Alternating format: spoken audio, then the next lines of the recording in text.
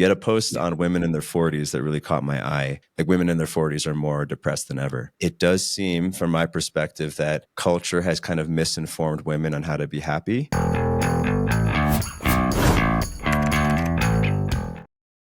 And it's kind of a sad thing. And being the father of a daughter has made me really think about this a lot, because I want to make sure she has the right map for fulfillment. The reason why it stood out for me is because I think it's such a thought-provoking topic in itself, right?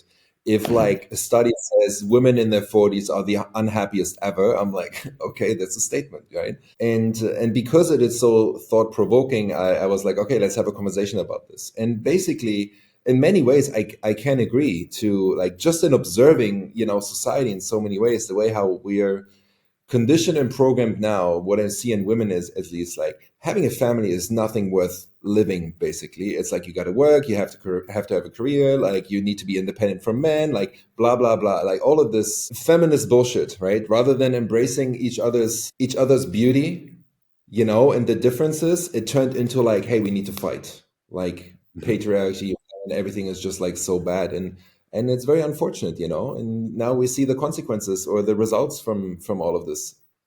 Yeah. And I just want to add some context, because, here we are, two men commenting on women, but this is your work, right? You coach women specifically around relationships and dating. And this is all coming from, I'll speak for myself, like just observation as well. It's like, I have a lot of friends who fit this category, late 30s, early 40s, and some of them will admit it. Others kind of reveal it without admitting that, like, there's some kind of dissatisfaction, especially around relationships. Like your post, I don't think directly spoke about it's the lack of happy relationships that leads to this, but you kind of hinted at it with the Jennifer Aniston meme. Yeah, and yes, I do work with a lot of women, and it's very different than working with men, and the most frequent topics that I find is love, it's relationships, and it's communication.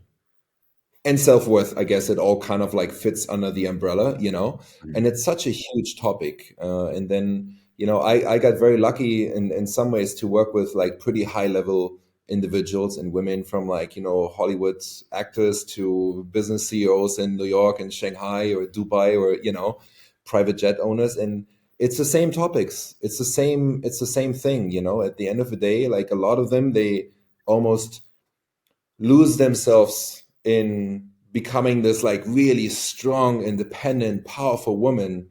And then they're facing all of these issues in relationships, either not having a man at all, or it's not really the man and the type of masculine pillar that they desire in their lives. And they completely forget how to tap a little bit more into their feminine essence, because they're running these businesses. So it's quite interesting to observe, And I would imagine that, I haven't coached women in a long time, but I've coached some women like that. And it seems to be that there's a trade-off between, like masculine success and like finding, if you're a really high powered woman, not that it's all about money or power, but just to really simplify, if you're a really high powered woman and you want to be with someone who can contain you, there's very few men available, right, who will make more money than a millionaire businesswoman or, that kind of person. Is that basically what you're finding, especially with successful women? Maybe that's one part of it. I think that's the one that you see the most in media. The more successful you become as a woman, the smaller your pool of potential men you actually have. So it's like the more successful, the more challenging it's going to be for you to be successful in love and life, which I don't know if I agree. The problem is because there's not a proper integration anymore between their inner masculine and feminine. So therefore, because they run these businesses, they're very much like go-getter women making decisions. Like most men, especially if they're like solid men too, and they're a little bit alpha, and which is what these type of women want. They don't want that type of super strong woman. So she needs to learn to understand how to let that in the office and don't bring it home. And that's a very challenging piece. So it's kind of like fluidity in your archetypal expression or fluidity in your personality. Can you have that range, basically? Yeah. And this is exactly what, and you can probably agree on this or maybe not, but like, this is what women want from us too. They want us to be strong, make decisions, be the leader, like just handle shit if needed. And other times they want us to be soft and being able to communicate and being able to like, listen. And And like we're also supposed to have both sides, and we need to integrate them both, and we both need to figure out like what's the harmony within ourselves and in relating with someone else. And if that's Totally. missing on one end or the other, you're always running into difficulties, Yeah, for sure. And one thing that, right? this is not to necessarily trash feminism, but one of the things that kind of changed my perspective is that time and time again, no matter what a type of woman, whatever her ideology is, whatever, when it comes down to it, a straight woman wants to be with a man who's like, stronger in some way, or, like, it's like, no matter who she is. And I watch a lot of martial arts. It's like every professional female fighter, you always see her dating another fighter. Like you never see her dating some regular guy. She always wants to be with a bigger, more muscular guy. And, there's obviously, other factors, but that's what you end up seeing. Like a rich woman wants to date a richer man, or, et cetera, et cetera.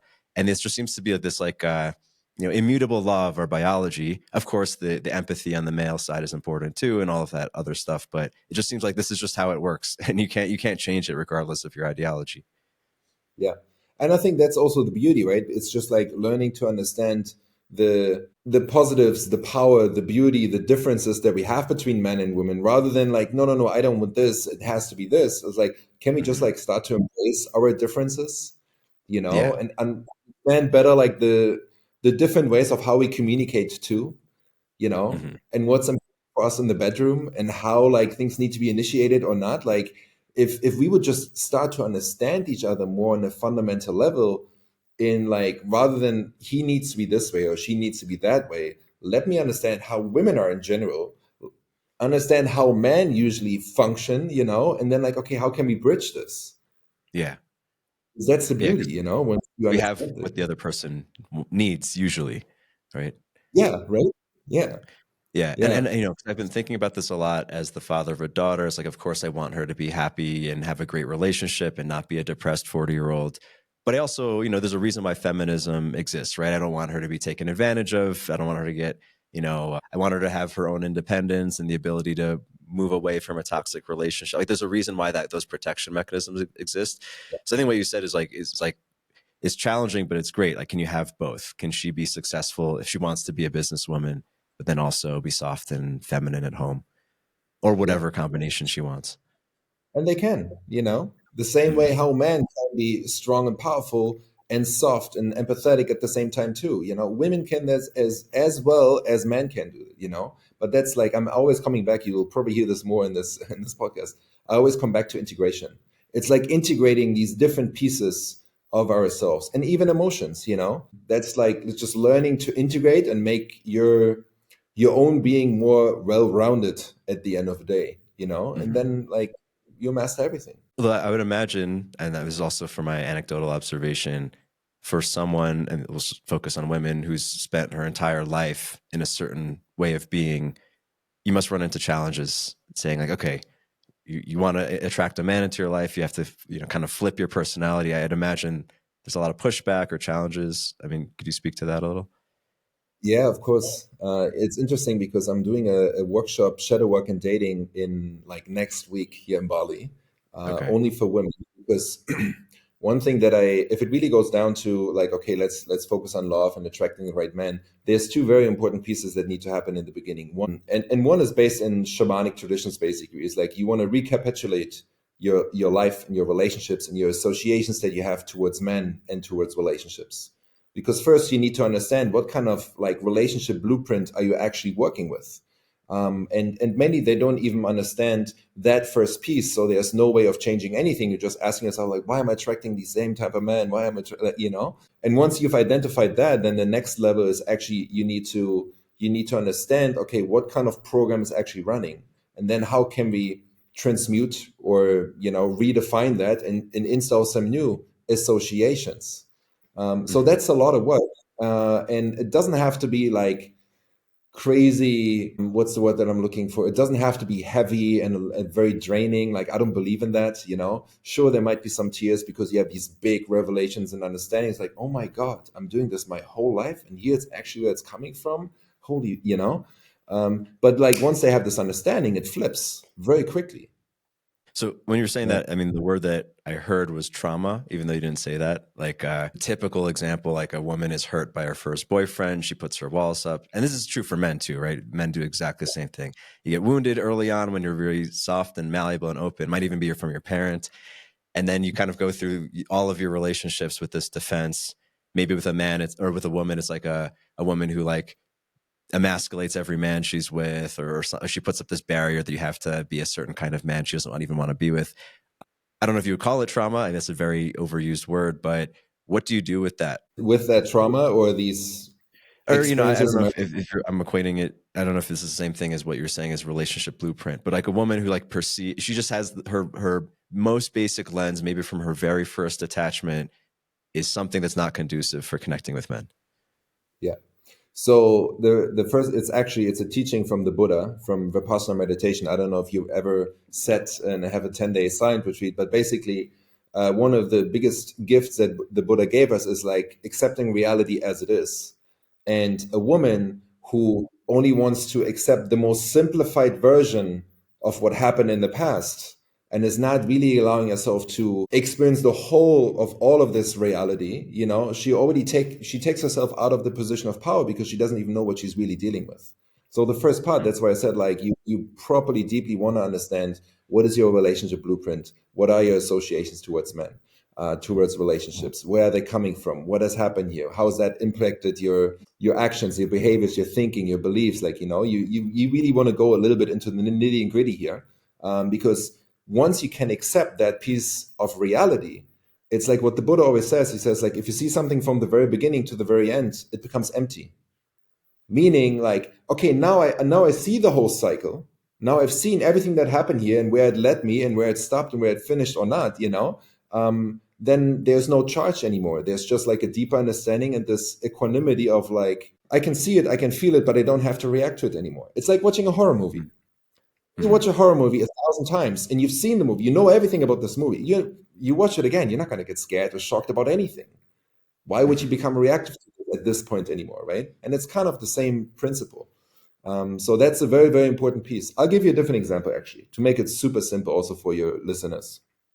I had a woman, she was married to one of the richest families in New York. And we start talking, and then after 10 minutes, I stop her. And I was like, why do you hate men so much? Like, I really like, I call it shock therapy. It's like, I really was like in her face, why do you hate men so much? And I'm like, yeah, you said this, you said this. Like, 4 or 5 different words, so clear. There's so much resentment and anger and hate that she was experiencing, all towards men. Now, she was going through a messy divorce at the time too, so there was a lot going on. It's like, and she stopped for 5 to 10 minutes, silence. And then she was like, wow, you're so right. I hate men. I'm like, yeah, that's the work. Do you want to live in a world and in an environment where you hate men? You have a son and a daughter. The son grows up seeing his role model, his feminine role model, absolutely resenting men. Is that the world that you want your son to grow up in? Same with your daughter.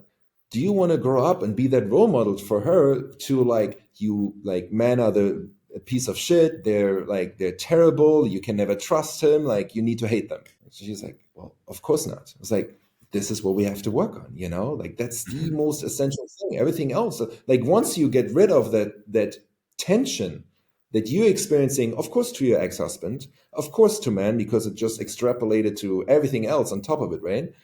And once you clean that and you transmute that energy and you get rid of it, like your whole life looks so different. Yeah. It's one of these Right? things is like, the law of attraction. I mean, it's unprovable, right? Except with people. It's like so clear if you just observe that your expectations of how a certain type of person treats you, it's what you get back. And it's something, I joke with my wife a lot. It's like, and maybe this is true in every household with a woman. And it's like, we all kind of respond to her feelings. She obviously has a range of feelings, but like when she's happy, we all are just like nice to her, like we being me and the kids. And then when she's not, it's like she has such an effect over the emotional climate. And, it's true in dating. It's true. Actually, it's true for everyone, but I think women probably have more of this effect than men do in the other way around. Maybe not actually, but it's one of these things. Yeah. What I wish women would understand more is they're the most powerful force and energy in this world, on this planet, for every single man. they can make our day the best day in the world, and they completely can ruin our day at the same time too. Yeah. And if they understand that power that they're holding, and they're learning how to, let's just call it that feminine leadership, they're learning how to really use this in the best way possible, especially in relating with a man, then like, oh my God, it's like magic. I'm curious if you coach women on also kind of like the early stages of dating or meeting. And just for context, I recently interviewed a woman who many years ago was in the pickup community, like the men's pickup community, but she was a woman and she taught pickup skills to women. This was like 10 years ago when it was more, I don't know, more common, let's say. And she was saying she would teach women to go approaching men the way men were taught to approach women in the pickup community. I'm curious in general what your thoughts over that, or if like, just a typical scenario, a woman's in a social event, she sees a man she's attracted to, how would you suggest she connects with him? Directly, indirectly, hinting, not? For her to connect with a man, or Yeah. for him to connect with? No, for the woman to like, she sees a man she's attracted to and she wants to engage and he's not coming up to her. Yeah. Like I want to go back a little bit further, because when it comes Mhm. to a pickup game, totally against it. I don't think you Mhm. need any of that stuff. It's all just putting on a bunch of facades and making it very heady and mental, and like putting on these masks and trying to be someone that you maybe not. If you're shy, be shy, and you can still like find an approach. If you're like super outgoing and loud or whatever, and you just like do that. There's no Mhm. need to like change who you are in order to fit into someone else's shoes potentially, and like make him wanting to like you. So I'm not a fan of any of these tips and tricks of like flip your hair this way, say this, don't Mhm. look too long, wait for 3 days, like Yeah. I'm not a believer in that. I believe it's funny because I just had a client the other day, and she's like, "Oh, I was finally on a date with this guy, and then he wanted to see me the next day again, and I didn't have time. But even if I would have had time, I would have said no, because like I shouldn't be too available, right?" I'm like, "What? Why? Like, if there's momentum, if there's an energy and there's an attraction, like immerse yourself in this. Like, get rid of all these games and like waiting for X hours before. Mhm. I'm a believer in the opposite, man. If there's an energy of like, hey, I have an attraction, there's love, there's like whatever, like go for it. It's such a beautiful energy to play with. And obviously you don't want to lose yourself in that, but like that's Mhm. such a beautiful thing to explore. So like, why would you stop that and create walls and boundaries at the end of the day? Yeah, a lot of it is like confusing the map and the territory. It's like, these are the rules. Yeah, I've done this a lot with like the guys I'm coaching. It's like they've read somewhere you have to wait X hours or 3 days. And it's like, no, she likes you and you like her. It's like, it's pretty simple. But actually, what I was Yeah. asking more is like, because you're speaking about how women can affect men's emotions so much. I was wondering if a woman asks like, okay, next time, or I recently saw a guy at a party and I wanted to talk to him, like, is what do you have any opinion on how is ideal for a woman to engage with a man? I don't think there's a blueprint for that. I think Okay. it's like the guy, go to him, talk to him. It's like, I'm sure there's Mhm. someone else, you know each other, even if you don't know each other. I think it's actually something super sexy and attractive if a woman can go to a guy and it's like, hey, my name is Sarah. Like, I was just curious. I loved your smile, and like, I just wanted to talk to you. Like every man is gonna like this, even though he might be in a relationship or not. Like, you don't have to overcomplicate things and like say the same thing. It's like, look, I'm actually a little bit shy and I've never really done this, but I mean, here I am talking to you, All of it works. I don't think we need to. What I realize, it's less about like dating rules, and yeah, sure, frameworks are nice, but it's less about dating rules. It's just like building that inner confidence, and then everything else is like, yeah, you go to the stranger. Yeah, you talk to her. Like, yeah, she might say no, or he says no. It's like no big deal. Like, you know who you are. Like, it's just one person who doesn't resonate with you in this moment. Okay, off to the next. I'm curious about your background because it seems you have like a spiritual background. I'm curious how you became a coach for women. Oh my God, how much time do we have? Or well, maybe the Cliff Notes or something. um, so I was born and raised in in Berlin, in east of Germany. So was my lineage is basically communism. So I was very much growing up with like, we're all the same, men and women work. We're all like helping, supporting each other. Like, it was actually quite beautiful. My parents had a great time, actually, all this negative. But anyway, different story. And then, I was a professional basketball player, played for Germany in the national team, and then at business. And then at some point I moved to Bali.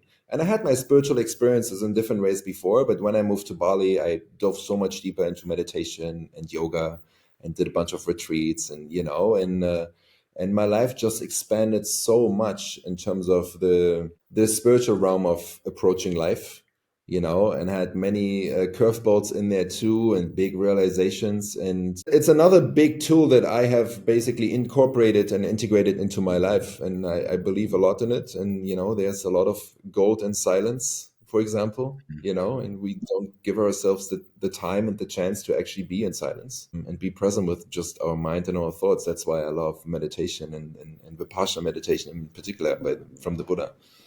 And then how did you become a coach for women? Man, I rejected that path for a long time. Like for years, I didn't want to do it. Because everyone here in Bali, and at this time, back in the days, I lived in Bali, everyone is a coach.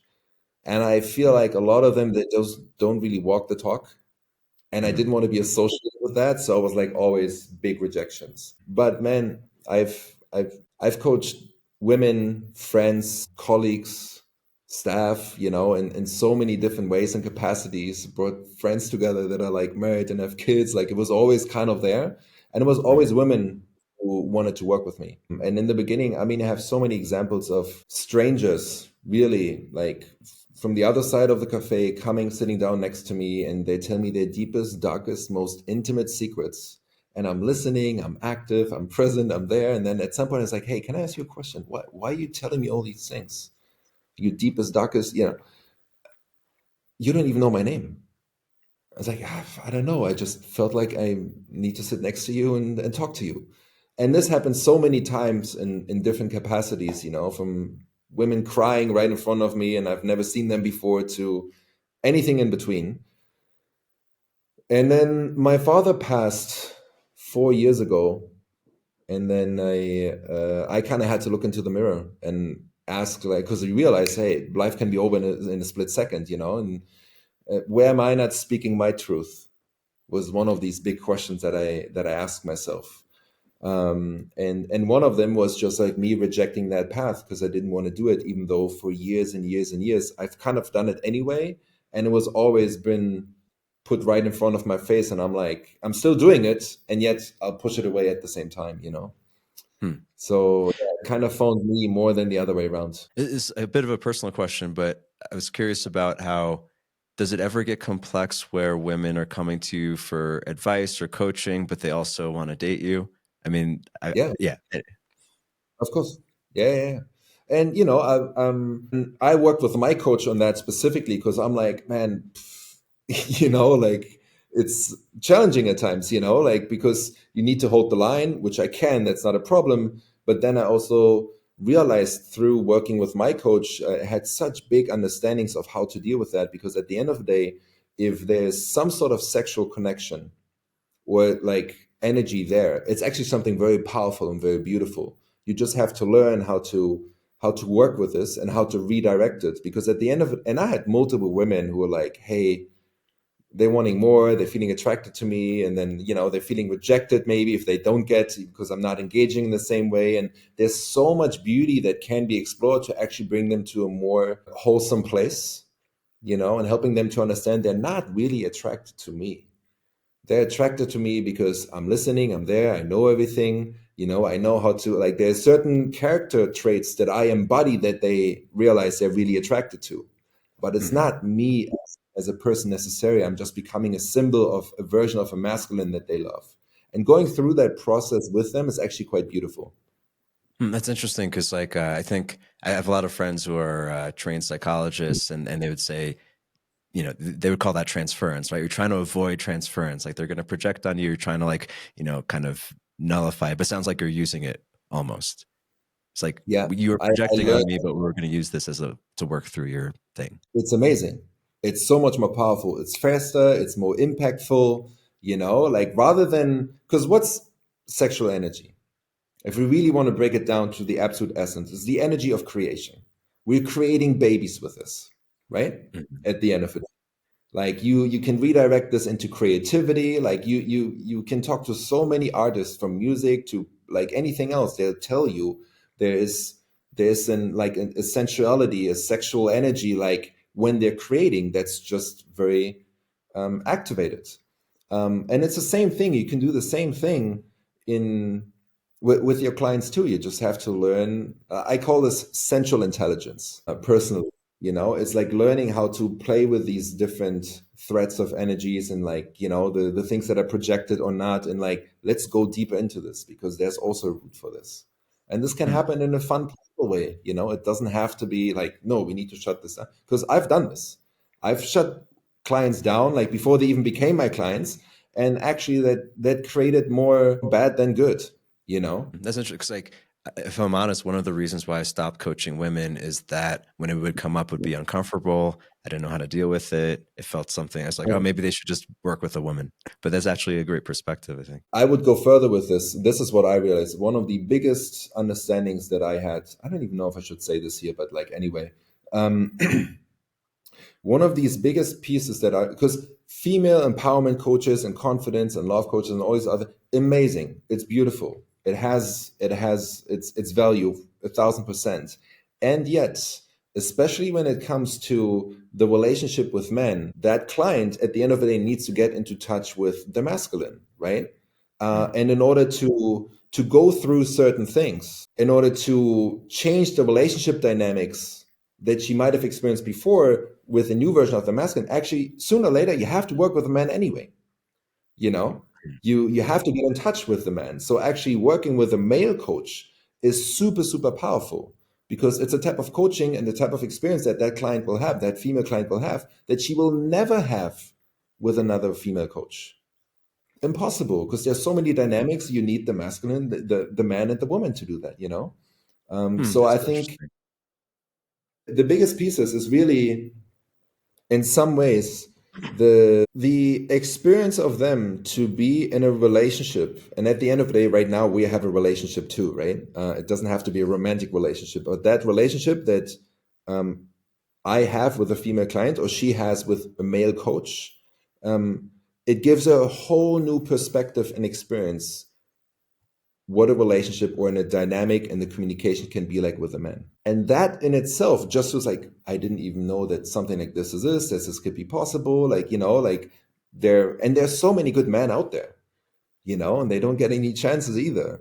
And just for these women to have an experience with a totally different version of relating to the masculine is so transformative. Yeah, it's making me think of well, one, actually relating it to the blueprint thing. It's like a woman who has naturally healthy relationships with men. You could say, okay, if her father treated her really great and her first boyfriend was really amazing, then she just expects that for men and she attracts that for men. Whereas if she was traumatized by her first boyfriend, she attracts that. So like it's almost like you're giving her a different template. And I don't know if this is like maybe not a great analogy, but I'm realizing like with men who I've coached who have like some sexual issue or some sexual anxiety, there have been times I've, I mean, this is when I was more in the Tantra world, but I was like, okay, maybe work with a Tantrika one time, just to understand this is what it's like when a woman is validating your masculinity and your power and I think there is benefit to that. Obviously, it could be taken in weird directions too, but this is like kind of a non-sexual. It's like you're giving them a template of this is the puzzle piece to offer the world, and you'll attract more of someone like you treating them. Yeah. Yeah, it's definitely, and it works the other way around too, right? It's also with female coaches, they give these clients also a new template of how they can embody a different version of themselves as well. So it's super Mhm. powerful, but at some point it goes back to the relating thing with men. If that's what a client is looking for in one way or another, you know, that self-love and having that self-respect and being able to communicate and having that confidence with another man, sooner or later you need to actually be in some sort of relationship with a man to be able to go into the depths of that. Hmm. Yeah, I have thought of this in a different way with my daughter of like I'm giving her the template, her first template for how to relate to men. So it's giving me a different way of like the way I discipline her, the way I love her, the way I interact with her. She's building the opposite puzzle piece to relate with my behavior. So she's just going to find this again. If I give her something really terrible, she's going to attract this later. So Yeah. it's been interesting. If you're into personal development, it's interesting having your first child because then you're like, oh, this is relating to that and all that. I'm curious about, because you're in Ubud right now. We spoke a little bit before we started recording. Like I spent some time in Ubud. One of the things about Bali, especially Ubud, the culture, I mean, I don't know this for sure, but when I was there, this is 2017, 2018, Eat, Pray, Love, even though it was 10 years old, was still very popular. You'd always see women in yoga barn reading Eat, Pray, Love. There's like obviously way more women than men. And I've told this with my wife, like it was really fun being a single man there because there's so many women and they're so open and they feel so safe and the culture is so feminine. In general, I'm kind of curious of, if you, what do you find? I assume you teach both in Europe and in Bali. I'm curious if you see anything particularly unique or different given the culture in Bali when you teach there. I mean, I don't, the culture in Bali with expats, Yeah, of course, whoever would yeah, show up to your workshops.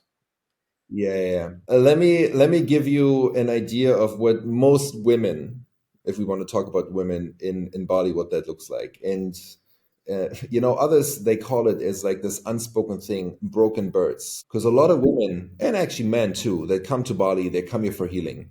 They have some sort of, they need to find themselves, they come for healing, they have different experiences, and then they go through their healing journey a lot here, which is so beautiful. Why do others call them broken birds? Because they're very vulnerable, they're very open, as you also just said. There's so many here. So there's a high amount of feminine energy just in general, a small amount of men. These Mhm. men very often their pants, they literally take advantage of the vulnerability and the openness and the pain and hurt that they were going through, and they're wishing for something better. It happens so much here. And it's a little bit unfortunate because, yes, you can go through a major healing process here, but at some point, it's almost like you need to be very careful who you're engaging with in terms of the man, because otherwise you just like turn your healing that you've just done upside down again. You have to go through this again. Mhm. I think Yeah, that, well, good. let me add this because this is like good content for more provocation. The sexual liberation that many, at least the way how it's been expressed here in Bali, I find it partially quite concerning, to say at least. Yeah, because so it's interesting. It's another topic my wife and I talk about all the time. It's like sexual liberation in Western culture was framed as something for women, right? Women were oppressed in various ways, controlled, and that's all true. But it does seem that maybe some decades later, since the 60s or now, it seems that women actually suffer more from like, free loving communities, right? Because it ends up somewhere like in my experience of Bali, I got there, I was a single man. Immediately I felt like, wow, I could relax here. I don't have to be on edge. There's very little male competition. I could, I'm just relaxing. I'm being in my feminine. There's obviously a lot of women to connect with. But at a certain point, and I was like, I'm going to move here. I found like the best place ever. Right. But at a certain point, maybe 4 months into it, I was like, it's a little bit too much. Like is one of the only places I've been where the women almost act like stereotypical men. I guess because there's so few men or so few masculine men. Like I remember there's some cafe, I forget the name of it. It's past the banyan trees. It's like a popular, I'm sure it's still there. I would walk in and then there'd be all women sitting and they would all like do an elevator stare in a way that's like, oh, this is probably what women experience in Western cities all the time. I'm like, I'm not, it's like a little bit too much. I kind of want to get out of here. And it's almost like, well, anyway, there's many things about that, but it does seem to your point that sexual liberation in many ways punishes women in the long run. It seems it puts them in kind of this uh, easy to take advantage of state, or where they're not getting their needs met, even though they feel safer, which is the positive of it. Yeah, I would go even further. I just said this the other day to a friend of mine. I believe, and this is generalized obviously a little bit. I'm sure there are exceptions to the rule. I believe that most people that are in polyamorous or open relationships, they're just still in the healing process. They're in pain, they're hurt, and that's just part of the healing to go through that journey with one or multiple people to come back to some sort of hormesis within. Hmm. So You your know, general take would be polyamory is not a long-term sustainable, or it's not something you would recommend to someone. I don't like I don't recommend anything. Okay. Like you have to know what's for you at the end of the day. I'm not telling you this is right and this is wrong. Like it might be the perfect thing for you. Like what do I know? Mm-hmm. Um, but it's more like helping women to really come to senses like what is it that they really want and desire, and like being able to voice and own those desires. And if it is really what you want is a polyamorous relationship with like three beautiful women and like they're all cool with this, like, good job, good for you. Like I'm not into this is right and this is wrong. But I do think, and this is again my observation, most, if not all, polyamorous relationships that I have seen, sooner or later, obviously they didn't really work out, and there was so much, yes, healing, but there was also so much pain that has been caused. And then you have to ask yourself, like, how much longer do you want to go through the pain over and over again until you learn your lessons? Yeah, and also, and this is just from my own experiences in like polyamorous communities or the tantra world, or it's big in Bali as well. It's like, obviously freedom is what is prized in open non-monogamy, right? You get to do whatever you want within whatever the agreements are, but either you're getting your heart broken all the time and you're always like in drama because of it, or the people who seem to do it well, and I think this may be easier for most men, is like you just don't get attached really. So you don't get jealous, you don't get hurt. It's like you're not really attached. And this is again just observation. It seems all the women I know closely who've been in this kind of lifestyle for a long time, it seems like they have to wall off some part of themselves that makes it hard to have attachments, and then they end up a woman in their 40s, just from the ones I know, a large sample though, they end up a woman in their 40s, and because they've learned how to have many partners back to back, there's something they have a hard time really opening up, and then they end up not so happy. And I know this is a Yeah. generalization, but this is what I've experienced or what I've observed 100% of the time, Yeah. actually. Right. Yeah. So it, Yeah. it comes back to like, what do you really want in life? Do you want to be free? And like, also like, you don't know anything about my background, but like I've seen, I grew up in a, I always say I grew up in a fairy tale childhood, right? I was born into a house of harmony. I was spoiled with so much love, time, and presence by both of my parents. Like there was never a raised voice in our house. Like I've seen, when we talk about freedom, I've seen the most beautiful version of like how a man and a woman, which in this case were my parents, live so free and so devoted and committed to each other at the same time, you know? And so I know it's possible, and I have a very idealistic way of looking at things and the way how communication can be in at home and with your partner, because I was just kind of raised into this. It's almost like I've been through their training camp. And when you talk about freedom, like you really got to be willing to define what that actually looks like to you. Is freedom really to you to sleep with a bunch of different men and knowing they have a bunch of different other partners as well? Like, is that the type of sexual liberation and freedom that you really mean? Or is that also just subscribing to a specific set of rules, because apparently that's supposed to be free? Or is it actually way more free to be with one person and be so beautifully committed? And maybe, yeah, sure, you want to invite another energy at times and have your play around, like, be my guest, go for it. But it's like within the container of the two as the main thing. It's like a container of something beautiful. Yeah. Yeah.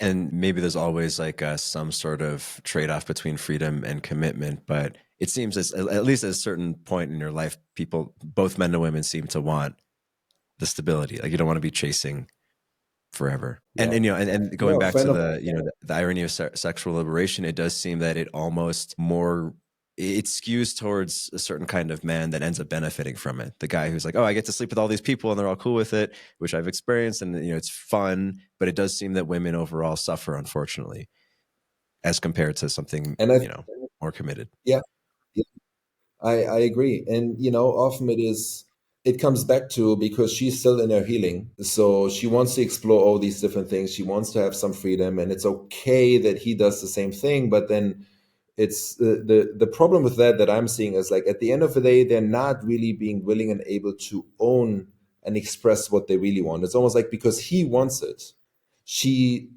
turns to be okay tends to be okay with this too, because otherwise she might lose him, or like what's going to happen if she actually says no and she's not happy with this but he still wanted, and then so it's not like really owning. It's like, no, that's not the frame that I want my relationship to be in.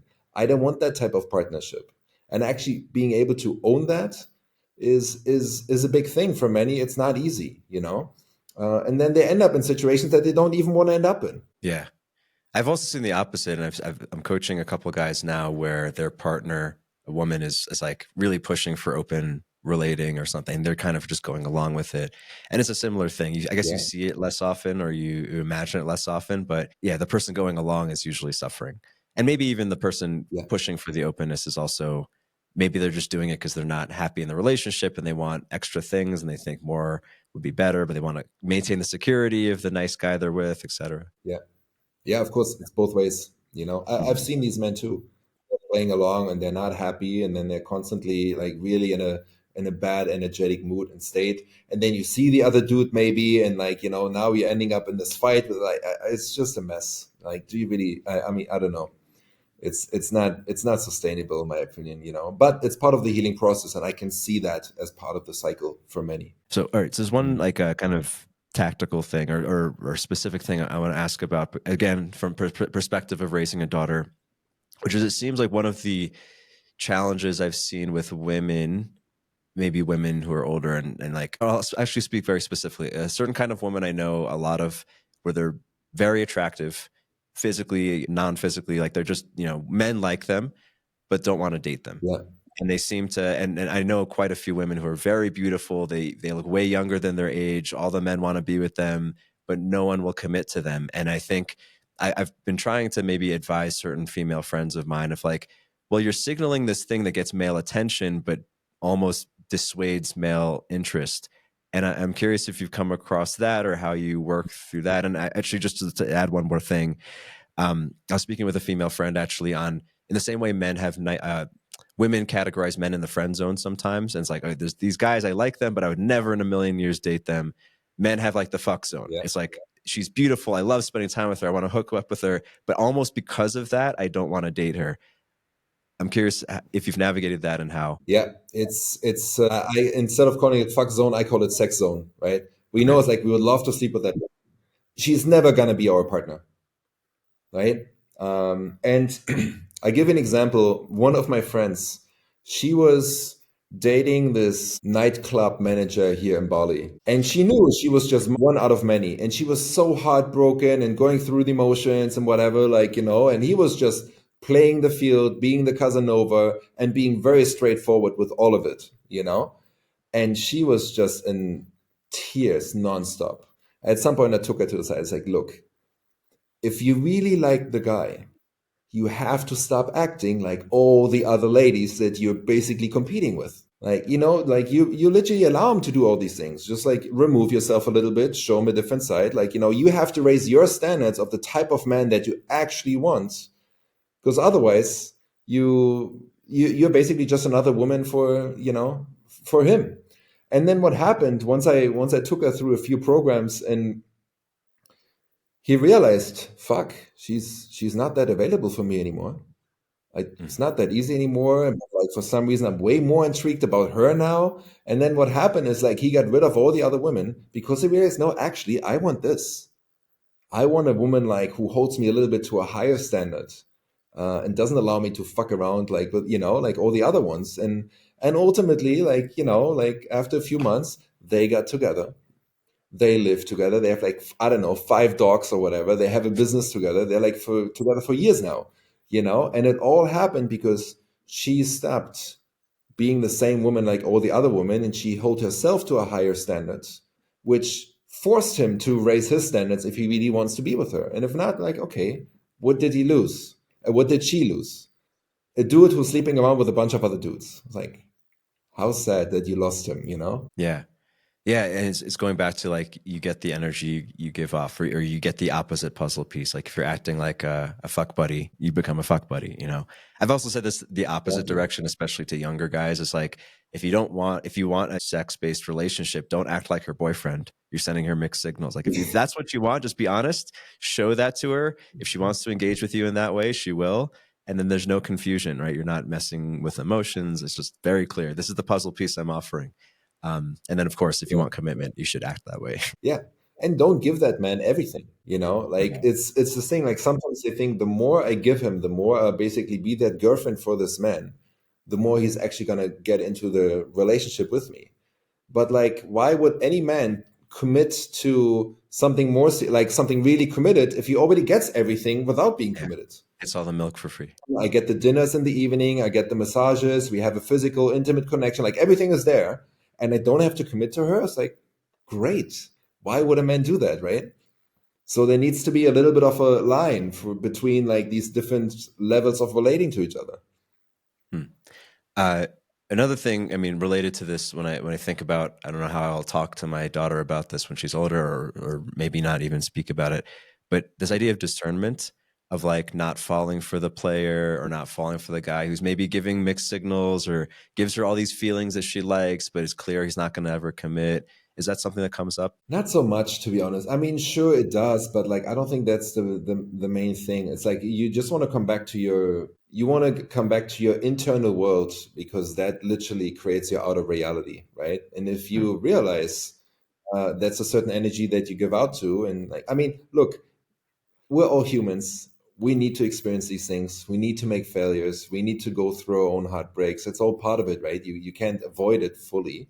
And then I think there's some beauty in it too. It's more like helping. I would say it's more important to help your daughter to become so integrated and with her emotions that these emotions are not controlling her.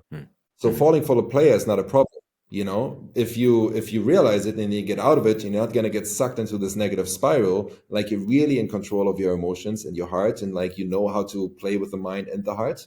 You know, like that's a way more valuable tool for her to have than avoiding players completely. It's challenging. You know? Yeah.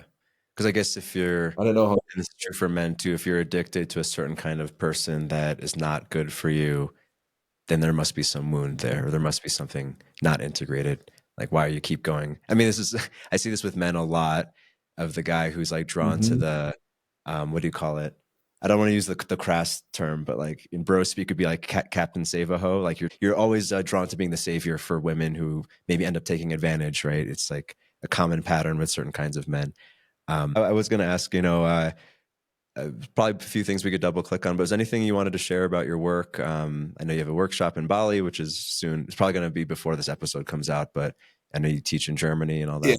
yeah. You know what? If I don't know, like in terms of promotion for anything, like I'm just super inspired to help men and women, but like right now I focus primarily on women again, like in my one-on-one coaching, as well as I created a very beautiful, powerful 10-week program, and I took the first test group of 12 ladies through this, and it was so transformative and beautiful to see their transformations from like women 32 to 65, from divorcees to never been in a relationship to going through a breakup, you know? So that's a big passion of mine at the moment, to help women to become more integrated and embodied with all of these different pieces who they are, you know? And I figured out a pretty good system, which I'm super, super happy and proud of. And now it's just like putting it out there more, you know? Cool. And that's on your website. You know what? It's not even. So Okay. I guess the only way right now is just, Instagram. But like I'll make sure I'll give you some details about this. But the most important thing, actually, you know, let's get away from the promo, because I don't like to sell things. What really inspires me the most is just the dynamics between men and women, and the way how we communicate, and where we tend to not to communicate, and why, and how we're like actually almost like not sabotaging us, but diminishing the beauty of the other person, rather than really embracing it. And I think there's so much, with small little things, there's so many things that we can do in order to really highlight this strengths and power and beauty and softness and femininity, that to bring this out in the other person, you know. And I feel like in many ways we just forgot to do that. It's more like the fighting, rather than like, man, I see you, I love you, this is amazing, you know, just be amazing, you know. And I see that, and we don't do this anymore, and that's so saddening in so many ways, I find. Uh, is there a reason why you think this has become not the norm? Or like, was there a time that you felt like it was more normal to do this? Yeah, that's a good question. I think what happened with social media, or media in general, and this feminism movement, and the the evil of patriarchism, patriarchy. I want to say, sorry. It's it just polarized everything so much more, you know. And unfortunately, as you know from media, what is the media that's been looked at the most? The bad media, all the bad things that happen in the world, all the good things, you know. And I feel like that confirmation bias that is programmed and conditioned from society and media to us, it's like we're just implementing that into our relationships. And if I think men are terrible and they're all cheaters and they're not trustworthy, then like, whoa, this is, you'll find everything in this world that is going to confirm that belief that you have. And Yeah. because it's everywhere, I think like we're both just completely, men and women. This is not just against women. This is like for men, it's the exact same. I just Yeah. spent Like the 9 red months in pill. Dubai. My God, like, you know, the what I've seen in terms of the dynamics in Dubai and there I only work with men and one woman, it's so terrible and horrific the way how men and women are relating to each other, especially over there. And when I say Dubai, actually, I want to clarify this. I'm not talking about Emiratis. I'm not talking about the locals. I'm actually talking about people like you and I, the West. Like, you know, everyone who comes to Dubai, everyone with money. And because there are so many prostitutes in Dubai, it's really like, you know, it's an insane amount of prostitutes everywhere. What's happening is like all men, they look at women. If she's pretty and she's in a bar, she's probably a prostitute. She could be the most amazing, beautiful, like hardworking woman and like, you know, ever. And like she's already labeled as probably another prostitute. Hmm. And all the women, they look at all men like they're all assholes, they're all cheating, they're all taking advantage of us, like, so we're gonna take their money. And obviously in a country or in a city like Dubai, where resources are just unlimited, it just creates this massive polarity and both are just so evil to each other almost, you know? Hmm. Yeah. And I Just think like just find different. it's Sorry. like when a culture devolves to like competition between the sexes, it's kind of hard to reverse it, right? It's like, you know, you don't want to be screwed by the other party, so you have to be a little bit more edgy. And this is how, you know, this is, you know, the roots of feminism and this is the roots of all of these things that make people put up their walls and be unkind to each other. Yeah. I mean, even You know, Bali and is it maybe reminds the flip version of that, like where it's hyper feminized, but then there's men who take advantage of women. Like there's always like some bad actors who kind of ruin the culture for everyone, I would imagine. yeah. Yeah, but then we're coming back to, you know, I have a few friends of mine, beautiful women, gorgeous, you know, and sure they had their bad experiences too with men, but the world that they live in is men are the most beautiful thing in the world. I do not want and live without them. I need them in my life. There's so many things I couldn't even imagine, like not having a man around, like, and they're the most magical, beautiful, like loving things I could possibly have. Like, I cannot live in a world without men. That's the way how they look, and that's the way how they relate to men as well. Now you can imagine that's a totally different world that they live in than someone who's like, I hate men, I resent them, and all the bad things, right? And even these women that's like, I love men, I'm in love with men just in general. They also had bad experiences, but they developed the mindset of like, you know what? This man, and maybe this other man, I'm not going to give them the power to change the way how I look at all men in this world, to change the way how I want to relate to these men. They're not going to get this power. Yeah, they treated me bad, you know, but I've contributed to this too. It's always two that you need to tango. And I think that's very powerful and very beautiful to get to a stage of like, I love men, I want them, and I don't allow any other man to like change the relationship how I relate to men in general, you know. I think Mm. that's beautiful. Yeah. And it goes back to that kind of that spiritual view. On this bold stand, even when the society is doing this or there's bad actors out there, you're creating a reality or like you're choosing the world you're going to create. Yeah. And it's so Yeah. true, right? I mean, like you have a daughter. It's like it's such a beautiful thing to be able to raise her in a world where men and women are both beautiful and we want each other and we love each other and we need each other and there's nothing wrong with this to need a man or to need a woman. It's beautiful. And actually, men want to be needed. This is another stupid thing that doesn't make sense. You know, all these men, they're women, they're like, I don't need a man. At the end of the day, they're never going to get a solid man because men, just in our innate instinctual drive, we want to be needed. That's purpose, and that is like, you know, that's so important to us to be needed. If I'm like no one needs me, I go somewhere else. You know, that's how men are. And if a woman is like, I don't need you, and then it's like, well, you're not going to have a man then. Yeah. Yeah, because men, yeah, the need for men is to be needed. Yeah, exactly. We need to be useful. When we're useful, we're on purpose. Yeah, it When gives we're you kind needed, of we're doing fuel. something good to provide to society. We're helping our woman, and if she's like, I don't need you, I can open that glass of pickles myself. It's like, don't let me do it. Exactly. Yeah. Anyway, I'm Well, passionate also, about this sometimes. it's been fun speaking with you. I really enjoy your Instagram content, even though I'm totally not the target audience. It's been really fun speaking with you. Maybe we'll run into each other at some point in Bali or something. I hope so, brother. It was a pleasure. Thank you for having me. Yeah. Yeah. Thanks.